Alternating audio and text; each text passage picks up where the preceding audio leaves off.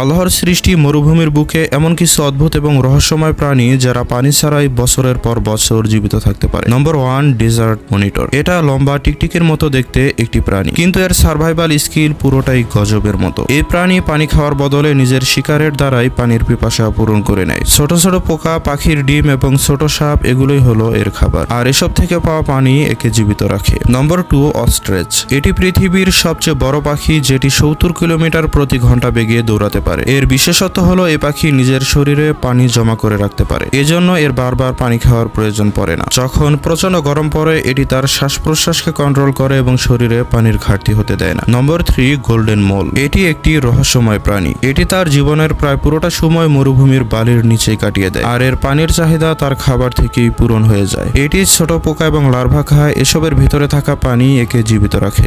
সুবহানাল্লাহ, মরুভূমির মধ্যেও এসব প্রাণী কিভাবে জীবিত থাকে? আপনি আল্লাহ তাআলার কোন কোন নিয়ামতকে অস্বীকার করবেন?